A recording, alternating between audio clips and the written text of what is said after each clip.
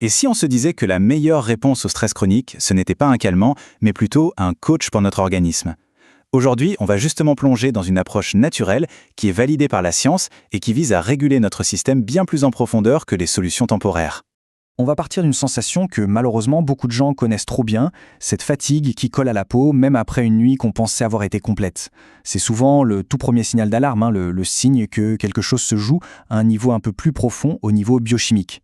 Et ça ne s'arrête pas là. Il y a cette petite anxiété de fond, quasi permanente, ces réveils en pleine nuit, souvent entre 3 et 4 heures du matin, ou encore cette impression de se battre contre son propre corps pour perdre du poids. Ce qu'il faut bien comprendre, c'est que ce ne sont pas des faiblesses ou des échecs personnels. Non, ce sont des marqueurs biologiques, très concrets, d'un dérèglement neuro-endocrinien. Alors, qui est le coupable derrière tout ça? Eh bien, le problème a un nom, c'est l'hypercortisolisme chronique. Pour se faire une image, c'est comme si le système d'alarme de notre corps, qui est conçu pour des menaces brèves et intenses, était resté bloqué en position on, 24 heures sur 24, 7 jours sur 7. Pour piger le mécanisme, il faut regarder la tour de contrôle. C'est ce qu'on appelle l'axe HPA. Normalement, comment ça marche? Un pic de cortisol envoie un signal au cerveau pour lui dire « Ok, c'est bon, on se calme ».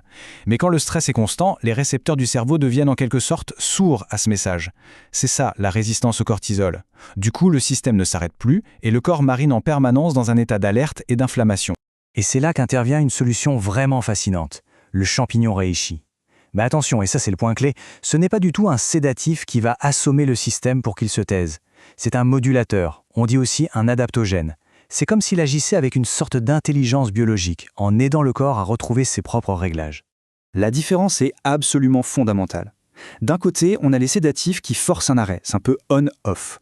De l'autre, le reishi, lui, joue plutôt le rôle d'un coach pour notre physiologie. Il lui réapprend à trouver son propre point d'équilibre. C'est une approche beaucoup plus subtile, beaucoup plus ciblée.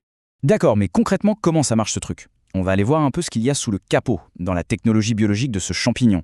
Sa force, elle ne vient pas d'une seule molécule miracle, mais d'une synergie, d'un travail d'équipe entre deux grandes familles de composés.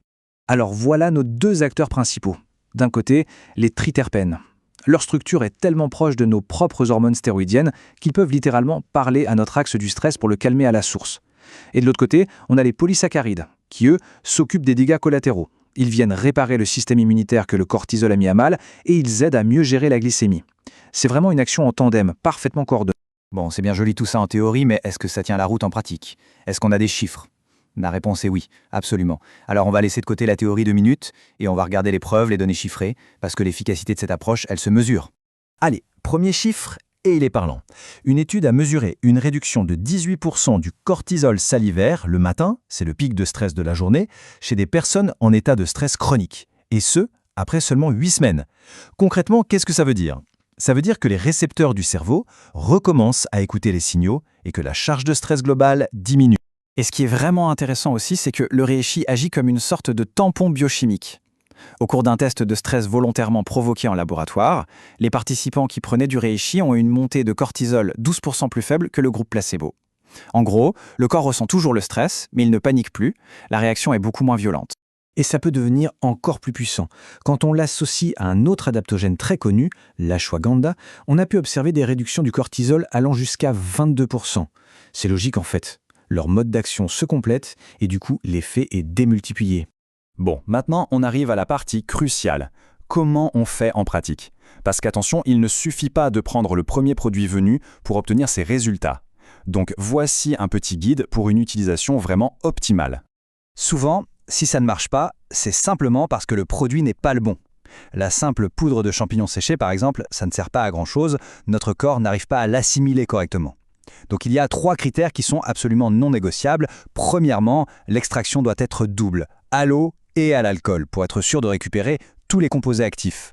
Deuxièmement, le produit doit être titré, c'est-à-dire avec des concentrations garanties en actifs. Et enfin, il faut que ça provienne du carpophore, la partie visible du champignon, et non du mycélium, qui est le réseau de racines. Pour le protocole, en général, on procède en 2 étapes. D'abord, une phase d'attaque, sur environ 1 mois, pour les cas de stress déjà bien installés. Le but est de vraiment réinitialiser le système. Ensuite, on passe à une phase d'entretien, sur le plus long terme, pour maintenir cette nouvelle résilience et surtout pour prévenir les rechutes. Et puis il y a le timing, c'est aussi une des clés. Le prendre le soir, vers 18 ou 19 heures, ce n'est pas un hasard. C'est pour accompagner la chute naturelle du cortisol en fin de journée. En faisant le ménage et en éliminant ce cortisol qui traîne, on lève un obstacle majeur à la production de mélatonine, notre hormone du sommeil. Et voilà comment on favorise un sommeil profond, vraiment réparateur, et tout ça sans aucun effet somnifère. Alors, attention, naturel, ça ne veut pas dire qu'on peut faire n'importe quoi. Le reishi est puissant. Il est donc contre-indiqué si on prend des anticoagulants, car il a un léger effet fluidifiant. Il faut aussi être vigilant en cas de traitement pour l'hypotension ou avec des traitements immunosuppresseurs. Bref, la prudence et la sécurité d'abord. Je trouve que cette phrase résume tout à la perfection. L'idée, ce n'est pas de mettre un pansement sur un symptôme, de le masquer avec un produit chimique, non. L'objectif, c'est une véritable rééducation fonctionnelle de l'axe du stress, pour retrouver une régulation qui soit profonde et qui tienne dans le temps.